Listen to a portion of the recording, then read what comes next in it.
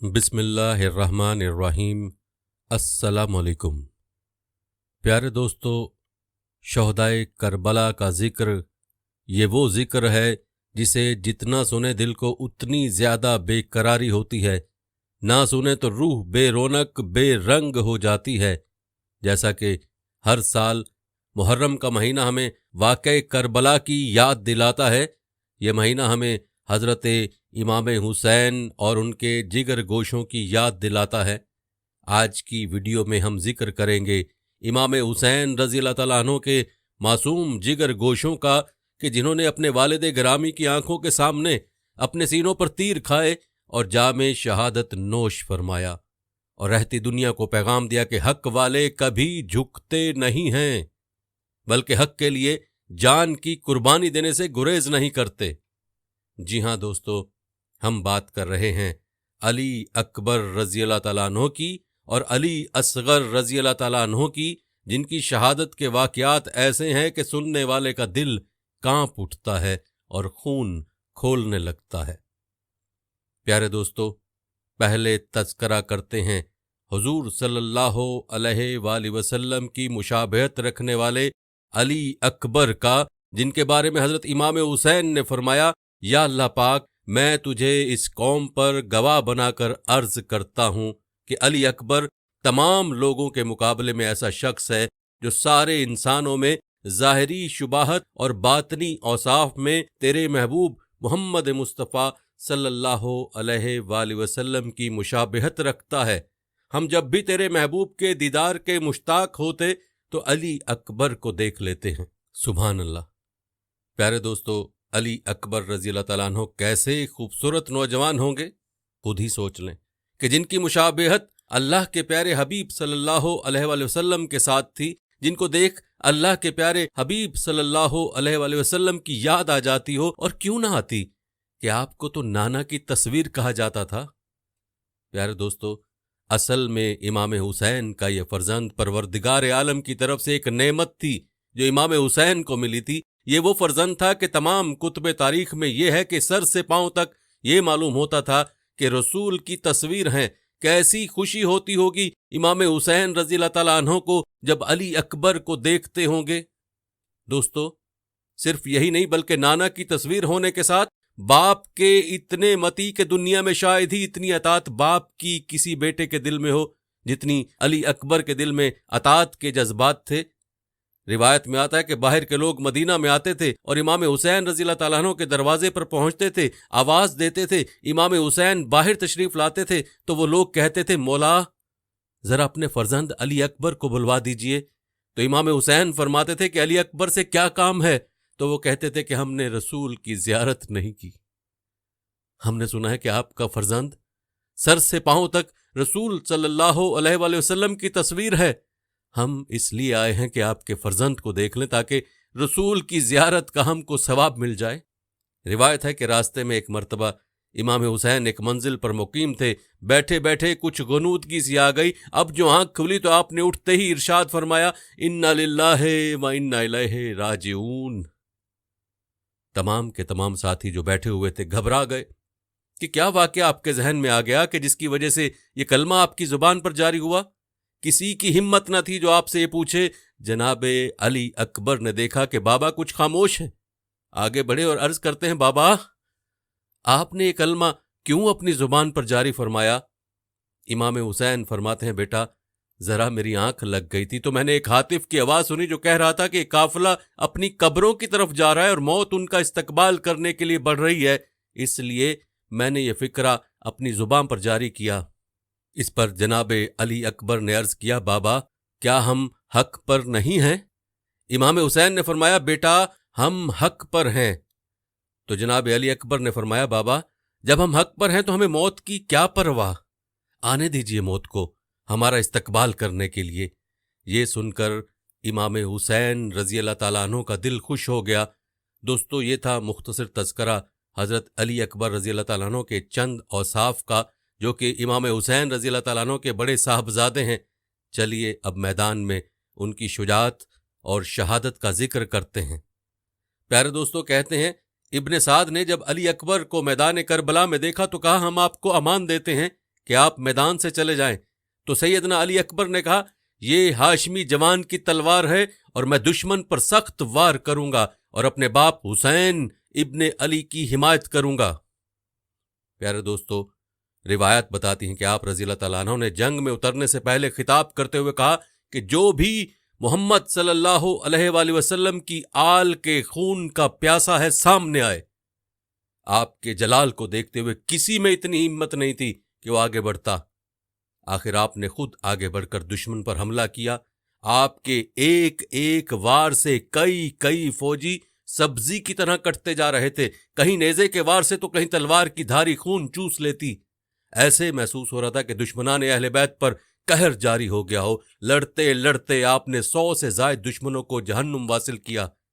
آپ کی کمال جوہری کو دیکھ کر دشمن کے حوصلے پست ہو گئے۔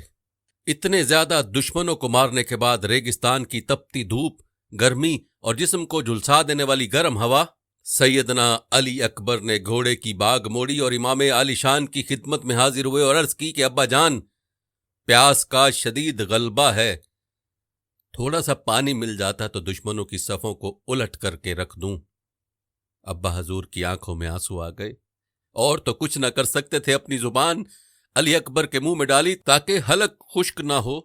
تھوڑی دیر بعد فرمایا، تھوڑی دیر اور صبر کر لو، پھر اپنے نانا جان کے ہاتھ سے حوض کوثر کے جام سے سیراب ہونا۔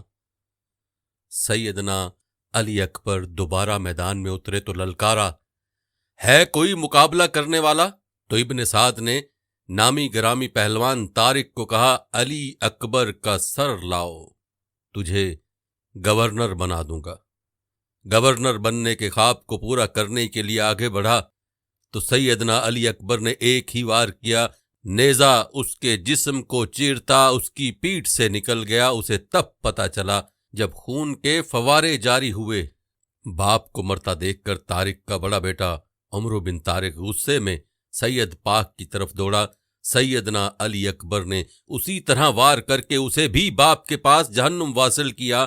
باپ بھائی کو مرتا دیکھ کر طارق کا چھوٹا بیٹا طلحہ بدلے کی آگ میں آگے بڑھا، مگر وہ بھی سید پاک کے ہاتھوں مردار ہو گیا۔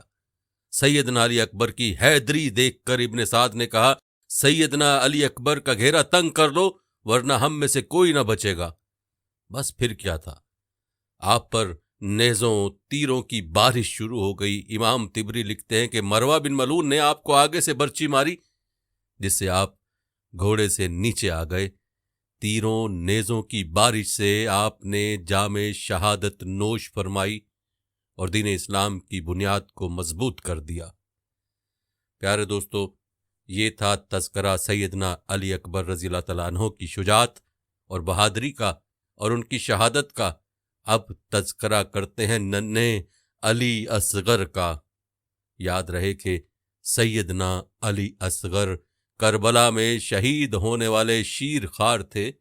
ابن کثیر لکھتے ہیں کہ امام حسین رضی اللہ تعالیٰ عنہ خیمہ میں تشریف فرما تھے۔ خاندان نبوت کے باقی افراد شہید ہو جانے کے بعد آپ رضی اللہ تعالیٰ عنہ میدان میں جانے والے تھے۔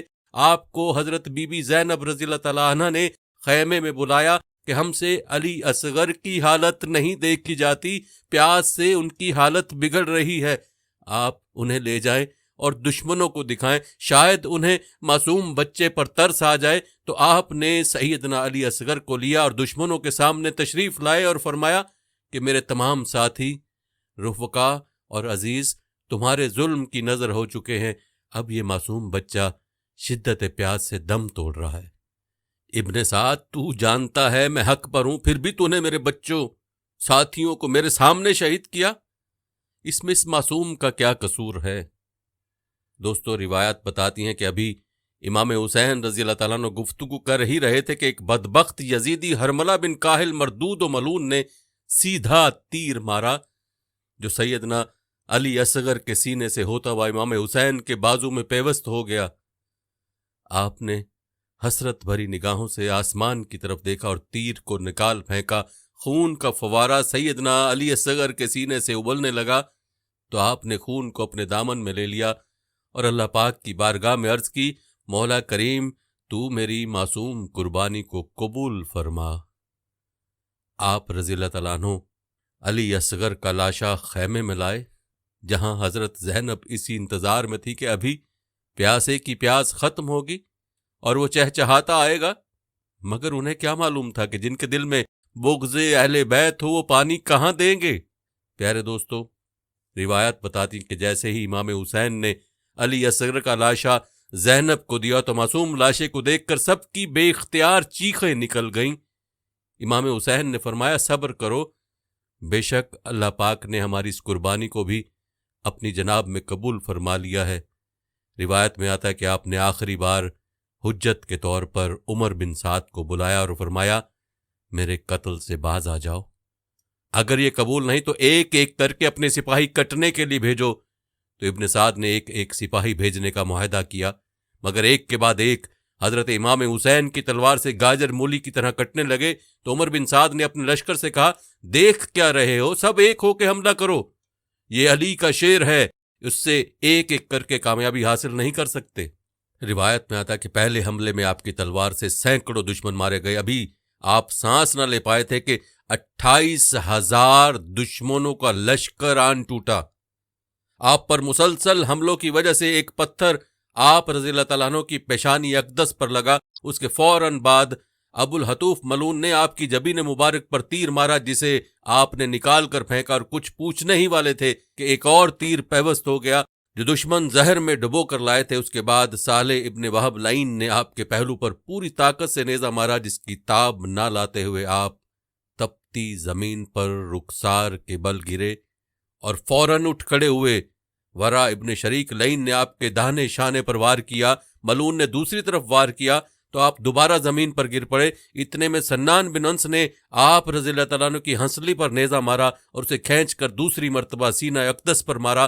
آخر میں شمر ملعون آپ کے کندھے پر سوار ہوا تو آپ رضی اللہ تعالیٰ عنہ نے پوچھا کون ہو؟ تو اس نے کہا میں شمر ہوں، اور مجھے ایسا کرنے سے یزید سے مال و زر ملے گا۔